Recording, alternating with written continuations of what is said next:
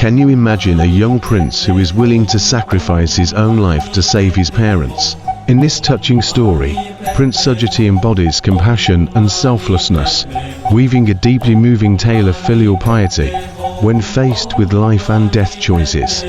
How will his courage and determination impact his fate? After losing everything, will he be able to find hope for rebirth?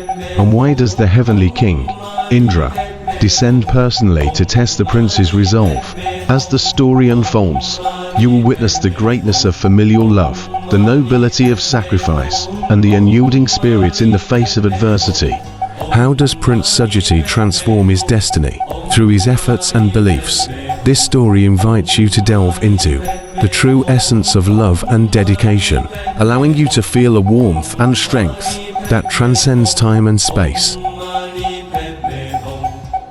A long time ago, there was a king named Raja who ruled over a vast kingdom, encompassing 60 smaller nations. King Raja was wise and decisive, earning the deep respect and love of his people. He had 3 handsome sons, each of whom governed one of these smaller nations as a prince.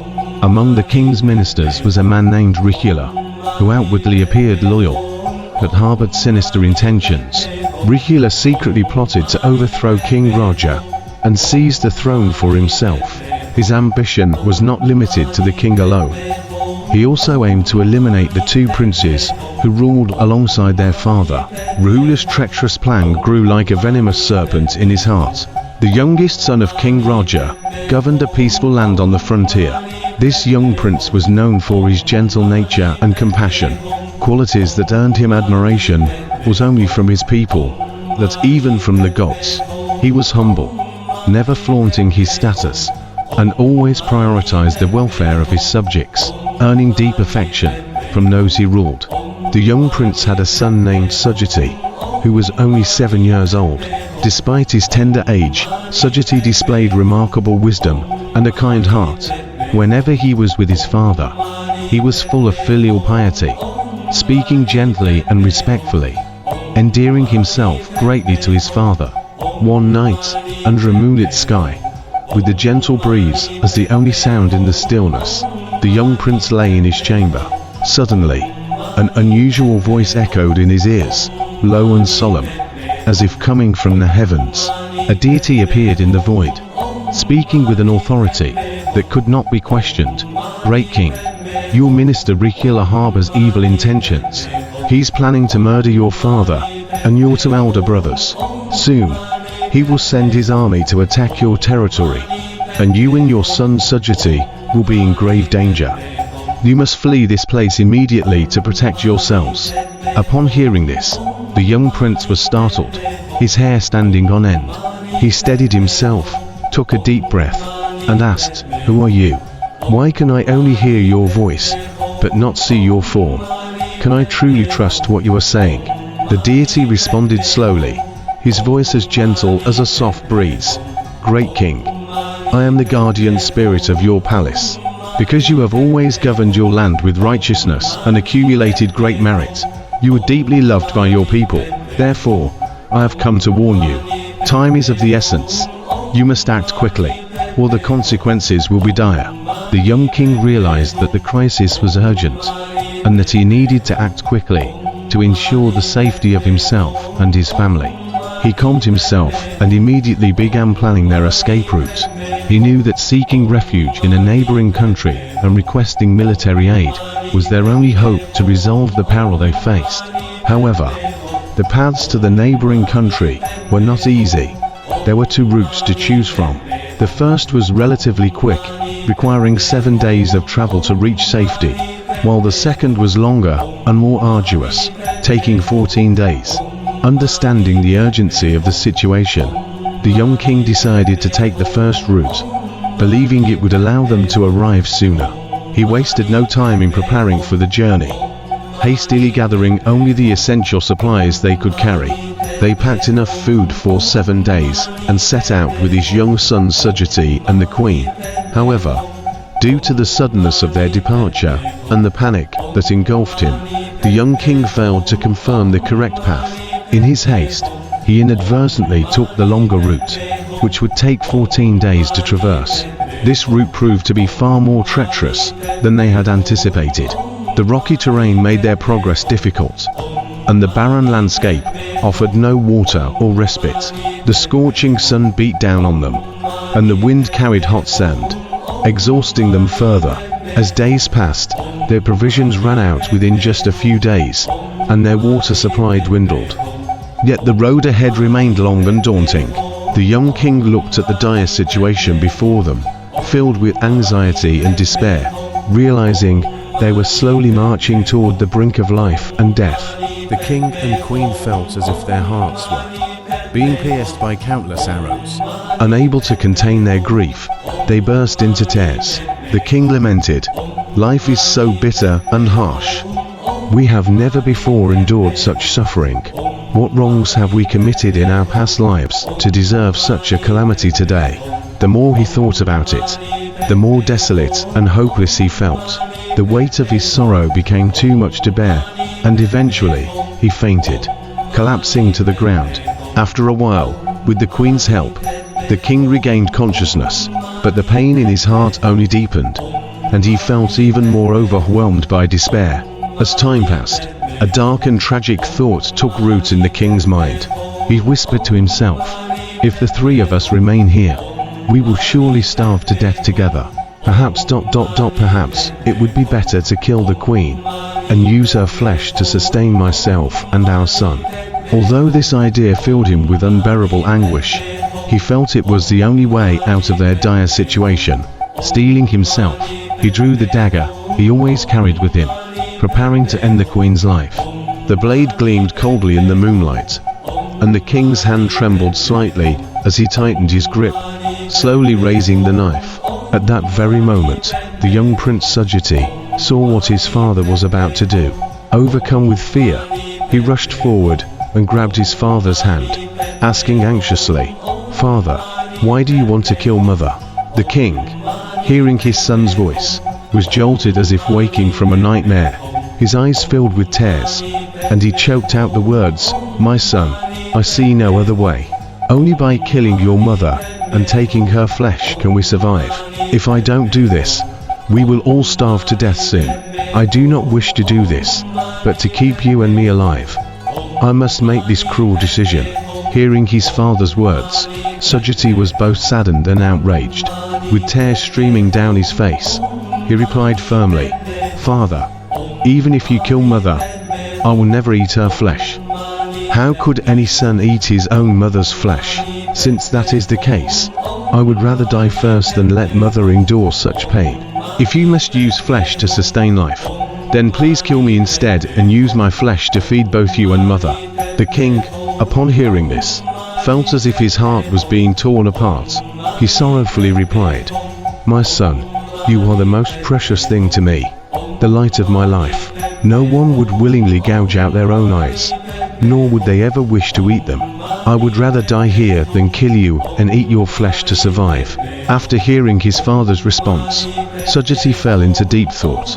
He understood that his father's resolve was strong, but their current predicament seemed hopeless. Finally, he made an even more difficult decision and softly said, "Father, if you kill me, my flesh will rot in just a few days and won't be able to sustain you for long. Instead, I ask you to cut 3 pounds of flesh from my body each day, dividing it into 3 portions for you and Mother, and 1 for me to eat. This way, we can all survive until a better solution is found." Hearing his son's proposal, the king was consumed by an endless sea of pain and despair. He knew that, while this plan was cruel, it was the only hope they had of staying alive. In the end, with no other options, the king tearfully accepted Sujatha's suggestion. Each day, he painfully cut 3 pounds of flesh from his son's body, using it to sustain the lives of the 3 of them. Within just a few days, Sujatha's flesh had nearly been consumed, leaving him barely able to move, his bones connected, but his strength waning. Although he was still alive, he collapsed to the ground. The king and queen rushed to hold their son, crying in unison, "How could we have the heart to eat your flesh and cause you such suffering? Now, before we even reach our destination, You have been entirely consumed. Let us die together here today." Feeling his parents' despair, Sujatha gathered his remaining strength and weakly advised, "Since eating my flesh has allowed you to come this far, there may only be a day or two left to travel. I am willing to give my life here, but please, do not let us all perish together like ordinary mortals. Father, please cut off all the remaining flesh between my bones. It should help you sustain yourselves until you reach your destination." With heavy hearts, the king and queen nodded in sorrow, recognizing the necessity of their son's sacrifice. They followed Sujatha's instructions, slicing off the last bits of flesh from between his bones, dividing it into 3 portions, 2 for themselves and 1 for Sujatha. After consuming the meat, they slowly began their journey again. Sujatha managed to stand up with great effort, watching his parents leave. The king and queen walked away in tears, gradually fading into the distance. Sujatha gazed at their retreating figures, filled with reluctance and concern, and ultimately could no longer bear the weight of his body, collapsing once more to the ground. As Sujatha's blood flowed from his body, it attracted numerous insects and flies, vying for his flesh, causing him excruciating pain. In this critical moment between life and death, he gritted his teeth and, with the last of his strength, vowed, "May the calamities and sins of my countless past lives be completely eradicated from this moment on.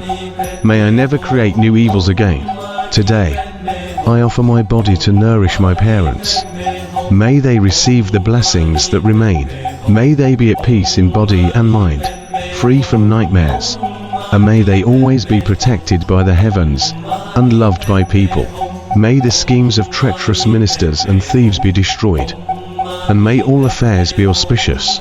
I wish for the remaining blood and flesh on my body to satisfy these insects and flies, allowing me to achieve Buddhahood in my next life, and to offer this spiritual food to help all beings escape hunger, thirst, and the pains of life and death." As Sujatha completed his vow, the heavens and the earth seemed to tremble, and the sun lost its brightness, as if dimmed by the weight of his words. The earth suddenly trembled, as if the very heavens were shaking, startling the heavenly king Indra.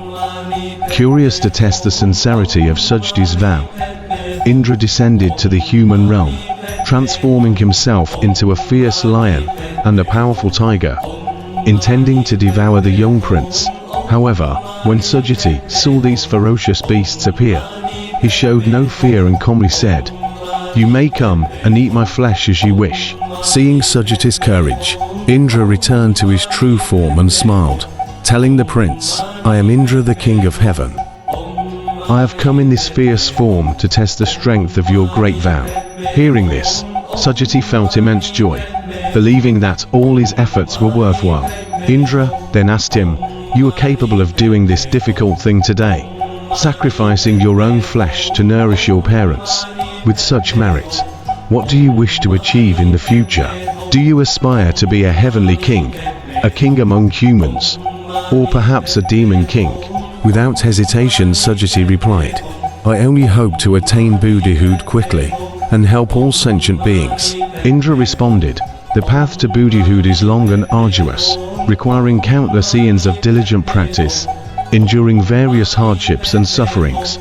Are you truly capable of bearing such pain?" Sujatha resolutely declared, "Even if a blazing iron wheel spins on my head, I will not consider it suffering, nor will I retreat from my resolve to achieve Buddhahood." Indra then remarked, "Words alone hold no proof. Who can believe you?" At that moment, Sujatha immediately vowed, "If my words are false in any way, let my wounds never heal. If my words are true, let my body be restored." As soon as he finished his vow, a miracle occurred. Sujatha's body was instantly restored to perfection, appearing even more dignified and handsome than before. Moved by Sujatha's unwavering determination and great vow, Indra praised him and said, "When you attain Buddhahood, please come to save me first."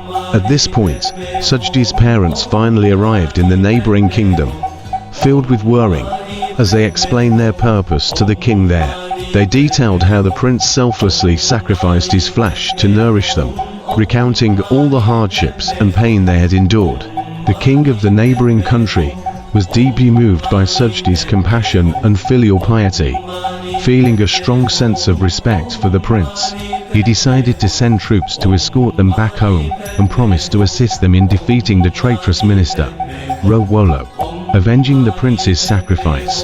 As the army passed by the place where they had said goodbye to the prince, the king was filled with sorrow, thinking that Sujatha must have perished. Tears streamed down his face as he mournfully searched for the prince's remains, vowing to bring his son's body back for a proper burial. However, just as he was searching with a heavy heart, he spotted Sujatha in the distance, not only restored to health, but looking even stronger and more vibrant than before, as if he had been reborn. Overjoyed, the king rushed forward to embrace the prince, his heart swelling with mixed emotions: immense relief at Sujatha's survival and deep sorrow for the past grief. He excitedly asked the prince, "How were you able to survive?" Sujatha then truthfully recounted all he had experienced, including his encounter with Indra and the vow he made. The king and queen listened in astonishment, filled with joy and gratitude. The three of them then joined hands to return to their homeland, their hearts brimming with hope and renewed strength. The story of the prince who cut his flesh to nourish his parents contains profound Buddhist wisdom, showcasing the spirit of selfless dedication and genuine compassion. In the narrative, Prince Sujatha is willing to sacrifice his own flesh to save his parents, embodying the ultimate expression of filial piety, while reflecting the core Buddhist principle of letting go of the self. In his quest for liberation, the prince exchanges his own suffering for the happiness of others, illustrating the idea of equality among all beings. From this story, we gain important insights. In life, we often face choices between selfishness and selflessness, and true wisdom lies in understanding the importance of sacrificing the small self for the greater good. The prince's determination and faith remind us that when faced with difficulties and challenges, maintaining a good heart and courageously giving can, in turn, transform our own destiny. Additionally, the story highlights that in helping others, we also elevate our own inner selves. Each act of selfless giving nurtures our personal growth. Through this tale, we can better understand the law of cause and effect, realizing that every act of love and kindness will ultimately be reciprocated. In the end, spiritual practice is not just an individual pursuit. It is about harmonious coexistence with others and the world. Thank you for watching our share today. If you enjoyed this video and want to see more content about Buddhism and Taoism, please don't forget to hit the subscribe button and join us on our journey of cultivation. We also welcome you to share your thoughts and feelings in the comments section. We look forward to hearing from you. Be sure to turn on the notification bell so you can be the first to receive our latest updates. May you feel the light of wisdom in your daily life. See you next time.